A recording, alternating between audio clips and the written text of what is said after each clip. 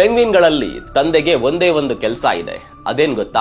ಮೊಟ್ಟೆಯನ್ನ ಕೆಳಗೆ ಬೀಳದಂತೆ ಕಾಪಾಡೋದು. ತಾಯಿ ಮೊಟ್ಟೆ ಇಟ್ಟ ನಂತರ ಆಹಾರಕ್ಕಾಗಿ ಸಮುದ್ರದ ಕಡೆಗೆ ಹೊರಡ್ತಾಳೆ. ತಂದೆ ಆ ಮೊಟ್ಟೆಯನ್ನ ತನ್ನ ಕಾಲುಗಳ ಮೇಲೆ ಸಮತೋಲನದಿಂದ ಇಟ್ಕೊಂಡು ಅಂಟಾರ್ಟಿಕಾದ ಕಠಿಣ ಚಳಿಯಲ್ಲಿ 64 ದಿನಗಳ ಕಾಲ ನಿಲ್ತಾನೆ. ತಾಪಮಾನ -40 ಡಿಗ್ರಿ, ಗಂಟೆಗೆ 100 ಕಿಲೋಮೀಟರ್ ವೇಗದ ಗಾಳಿ. ಸಾವಿರಾರು ಪೆಂಗ್ವಿನ್ ತಂದೆಗಳು ಒಟ್ಟಾಗಿ ಗುಂಪಾಗಿ ನಿಂತುಕೊಳ್ಳುತ್ತವೆ. ಯಾರು ಕೂಡ ಹಿಮವಾಗಬಾರದೆಂದು ಅವರು ಸ್ಥಾನಗಳನ್ನ ಪರಸ್ಪರ ಬದಲಾಯಿಸ್ತಿರ್ತಾರೆ.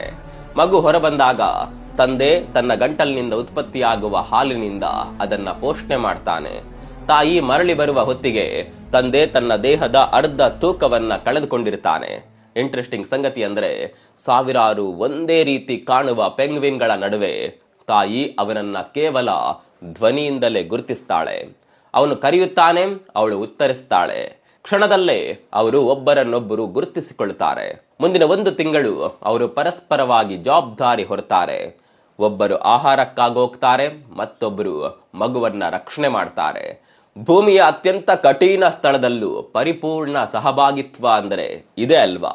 ದೇವರು ಕುಟುಂಬವನ್ನ ಕೂಡ ಹೀಗೆಯೇ ರಚಿಸಿದ್ದಾರೆ. ಆದರೆ ನಮ್ಮ ಮನುಷ್ಯರು ಮಾತ್ರ ಅದನ್ನ ಅರ್ಥ ಮಾಡಿಕೊಂಡಿಲ್ಲ. ಈಗಿನ ಕಾಲದಲ್ಲಂತೂ ಗಲಾಟೆ ಮಾಡಿಕೊಂಡು ದೂರವಾಗುವ ದಂಪತಿಗಳೇ ಹೆಚ್ಚಾಗಿದ್ದಾರೆ. ಮನುಷ್ಯರು ಪೆಂಗ್ವಿನ್ಗಳಿಂದ ಕಲಿಯೋದು ತುಂಬಾನೇ ಇದೆ.